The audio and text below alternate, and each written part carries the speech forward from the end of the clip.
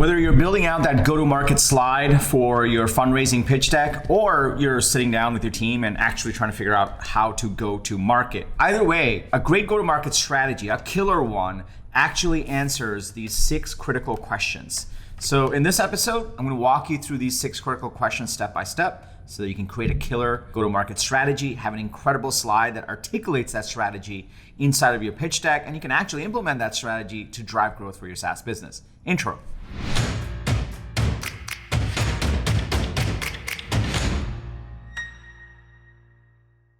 What's up, everybody? Welcome to Unstoppable. I'm TK, and on this channel, I help SaaS founders like you grow your SaaS businesses faster with an unstoppable strategy.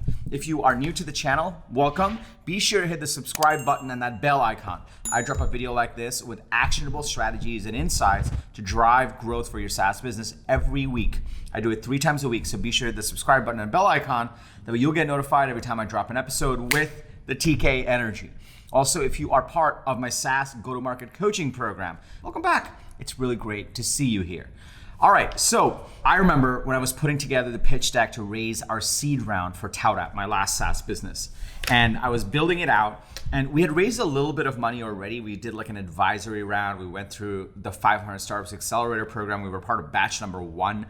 And we were raising our proper seed round. And I remember I got to the go-to-market slide, and I was like, okay, we have revenues.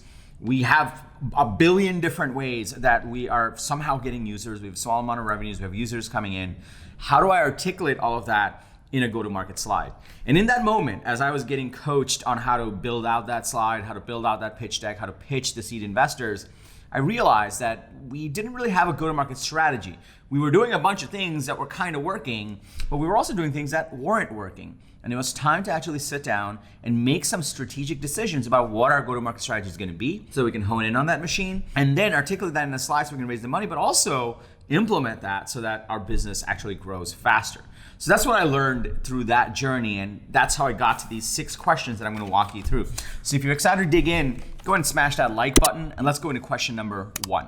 So whether it's a go-to-market slide or for your pitch deck or you're actually building this out, the answer should really be the same, right? You want to have a proper go-to-market strategy so you reflect reality and have something that'll help you win. The first question that you really want to understand for your very killer go-to-market strategy is, what is the underserved segment of the market that you are going to be going after? What is the underserved segment of the market? Now, by now, you already know your TAM, you already know what big market there is, but really the question is, if you're raising a seed round or you're going into your Series A, what is the underserved segment of that market, the specific segment of the market that you really want to be doubling down into so that you can actually use that money and drive growth? And this is super important for startups. This is one of the most counterintuitive things. On one hand, you want to go into as big of a market as possible and be as scalable as possible. But in the early stages, while you keep that in mind, you're also trying to figure out how to really zoom in to a specific segment of the market that is underserved, easy to get to, has the urgent, important problem that you can go sell to, and they'll actually trust a startup with not a lot of credibility yet, not enough brand yet. That's what you're looking to. So the first question you really want to ask yourself as you're building out your killer go-to-market strategy is, what is your underserved segment of the market that you are going to go after? I'm going to cross this one off. We did that one. The second thing you want to figure out, once you figure out what is the underserved segment of the market, you really want to figure out, well, what's your pricing strategy? How are you going to charge? Now, if you want to dig more into market segmentation and how to find the underserved segment of the market, you can check out this video. And if you want to dig into the second question, which is your pricing strategy, you can check out this video. You don't have to go to any of these. I'll link all of these videos that I mentioned down below so you can go through those as well. So really, there's 2 ways to do this. You can either be the lowest cost player or you can be the premium player. Either the lowest cost or the premium. If you choose something somewhere in the middle, then it gets complicated and people won't pay attention. So what you're really trying to understand is, are we going to be like the cheapest in the market, and that way the people that are looking for the cheapest deal will choose us, or are we going to be the premium so that we want the best type of customers? So this is something that's a strategic decision that you're going to have to make. One of the things that I like to highlight is the reason I love the word strategy. Strategy implies choices. When there's a lack of strategy, that means there's a lack of choices. And when you have a lack of choices, you end up neither here nor there. which is why I always force founders to think about, hey, for your pricing model, given the competitive landscape, are you the lowest cost? Are you the premium versus the competition? It forces you to really think about when a customer looks at you and looks at competitors, which they will, how are they going to evaluate you? And a lot of times people want to go for either the best or they don't think this is the most important thing, so they'll go for the cheapest. And then there's other variables that tie in, but that's an important way people kind of decide between the two things. So what you want to figure out is, are you the lowest or the premium, because that will help you actually differentiate yourself in the market and define your go-to-market strategy. Okay, so once you have those two things down, you kind of know what segment you're going after. You know whether you're the lowest cost or the most premium. That's going to create the feel for how you deliver the software, what the look and feel is, how much money you can apply to acquiring a customer. Like, all these things start to come together. The next question you really want to understand is, what is your sales process going to be? And this is really determined by how much your average deal size is going to be, how much your average price is going to be, right? So that's number 3. Number 3 is, are you going to be a self-service business? Are you going to be an inside sales driven business? Or are you going to be a field sales business? If you don't know what each of these things are, I did a video over here on how to pick between these models. You can check that out after this video. I'll also link to it below. Get used to it. I'm going to queue out some videos I've done on each of these topics. I'll link to it below so you can go dig through those as well. So if you are, say, your pricing model is $30 a month, right? Then chances are you're gonna you must actually be a self-service business. If your average customer is gonna spend $1,000 a month with you, then you can start to say, well, maybe we can do an inside sales process, but even then that'll be kind of expensive. If they're gonna be spending $5,000 a month with you, then it's definitely an inside sales. If they're gonna be spending millions of dollars or hundreds of thousands of dollars, then it's probably gonna be some sort of enterprise. And if it's somewhere in between, it's gonna be some mix of inside and field. There's a difference in each of those prices. It's funny because there's an easy way to answer this, which is how much you charge is gonna determine how heavy your sales process is going to be. That's just how it works, the laws of the universe. So now that you have, that's gonna be the third thing you're gonna have to figure out. Are you doing a self-service or inside or a field sales type of model?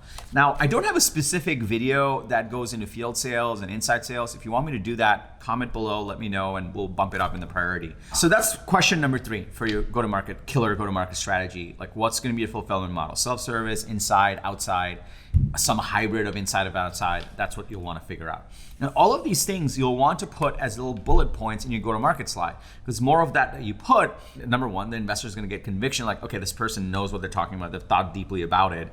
And number 2, you're gonna know what you're gonna talk about, so you can actually operate the business in a more effective way and build out the right go-to-market machine and the distribution that you need to succeed. So this is all net positive, right? Before I go into number 4, let me just pause here for a second. If you're starting to get value from this, if you're starting to see how just answering these 3 questions will bring so much more clarity into how you're gonna go to market, get distribution, and grow your SaaS business, can I just get a yes in the comments below so that I know that you're getting value? Also smash that like button if you haven't already.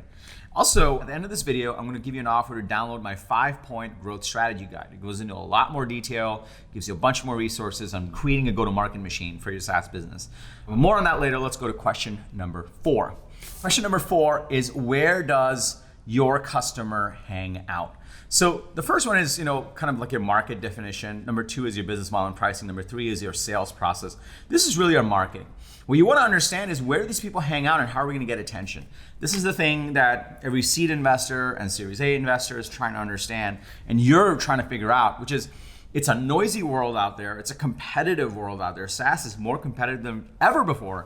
How are you going to get noticed? How are you going to differentiate? How are you going to get people to pay attention to you? And is it going to take up all the money that you're going to earn from the customer?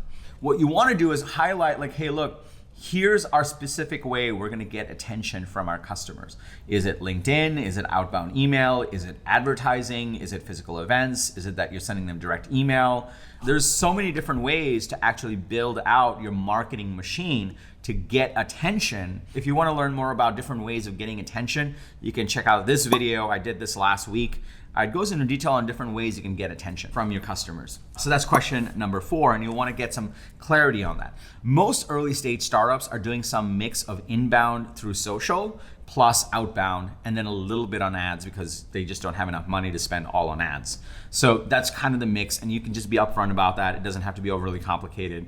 And if you do those three things, they'll understand like, okay, cool, they have a hybrid strategy. It's not just hoping and praying. Some startups are dependent on marketplaces. Anyway, I'll cover that in that video. I'll link to it below. You don't have to go right now.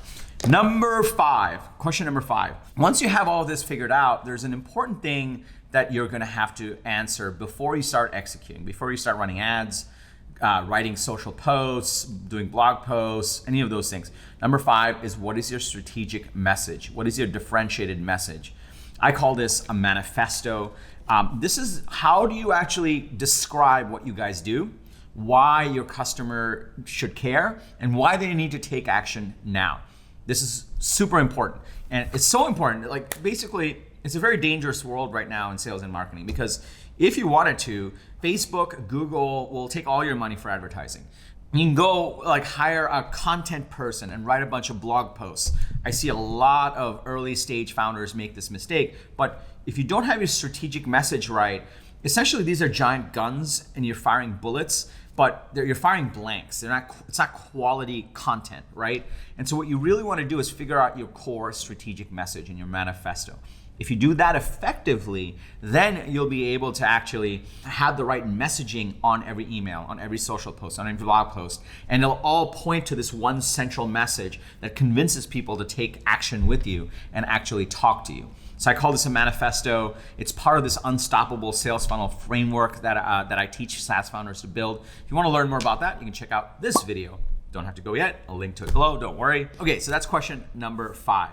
Now, there's the last question, which is question number 6, which is, what is your Dream 100 and your ICP? Now, I love ICPs. ICPs are simple, it's basic, but most people don't do them properly. If you do it properly, then you'll be able to actually mobilize all of these strategic things towards a very specific group of people, 100 customers that you can actually go after. When you do that, you're gonna be 10 times more effective. And what that means is you can actually articulate like, look, we have our next 100 customers identified and 20% of them are gonna become customers, and that's how we're gonna get to our next stage of growth. And you're gonna know for your team on where to focus. You're gonna know where to spend your marketing dollars because you know who your 100 customers are. When you start to do this, everything changes. All of these things that you're doing become so much more focused, it gets stress tested, and it allows you to actually execute on this killer go-to-market strategy.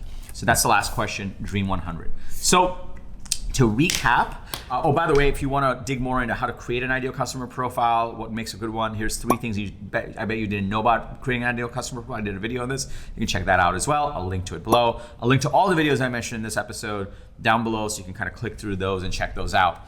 So number 1, are you going after, what is your underserved segment that you're going after? Number 2, are you the lowest cost or premium? Number 3, what's the sales model? Is it self-service, inside, field? Again, put in the comments if you want me to talk more about inside sales versus field sales and which one to pick. Number 4, where do our customers hang out? How do we get their attention? And number 5, what's your strategic message? And number 6, your Dream 100/ICP. And I link to all those additional videos that goes more into some principles around how to create each of these things so that you can check those out. Now, 2 things I have for you since you got to this video. First of all, if you got value from this, be sure to smash that like button. If you have a fellow SaaS founder that would get value from this, please share it with them. It would mean the world to us. Our team and I, we put a lot of effort into these videos. Also, I have 2 things for you. Number 1, I have a 5-point SaaS growth strategy guide. It's completely free, and it goes into a structured way on creating a strategy, a growth strategy for your SaaS business. If you're interested in that, go to getunstoppable.com/strategy. It's completely free. It's a gift to you for watching this far into the video. I think it'll be a lot of value. It really concisely packs in a lot of the core resources that we have on this channel to help you grow SaaS businesses. The second thing I have for you, I'll link to it below also. Go to getunstoppable.com/strategy. The second thing I'll have for you is, I do a lot, as you might have noticed, I do a lot of videos on go-to-market strategy. In these videos, I tell you why you should do something, why it's important, and what you should do. So the why and the what. That's essentially what I cover. A lot of founders approach me and say, hey, look, there's all these resources, but I just want to do it. I want a framework to follow. I want to do this effectively. I don't want to make any mistakes. I want to go quickly. This is why I created my SaaS go-to-market coaching program. Inside of this program, you get access to insider videos that tell you what to do, step by step. And I coach you through it every week. So if you want to build a go-to-market machine, a scalable go-to-market machine using the principles that I talk about on this channel, and you want the step-by-step instructions, the blueprint, you want to go faster, you want my coaching, then I invite you to apply to join. Just go to tkkader.com/GTM. I'll also link to it below. And when you go over there, you'll get all the details around how the program works. It is an application process because we want to make sure you're the right fit and we can actually help you. The way that works is you fill out a couple of questions, we get on a strategy call, you and I, and then we figure out if we can help or not. So go to tkkader.com/GTM. That's all I have for you today. Later on this week, we have some more videos around go-to-market strategy, also OKR. So be sure to hit the subscribe button and that bell icon so you'll get notified when I drop the next set of videos, which will be just as actionable for you as you build out your SaaS business and your growth strategy. That's all I've got. So remember, everyone needs a strategy for their life and their business, but when you are with us, yours is going to be unstoppable. I'm TK, and I'll see you in the next episode.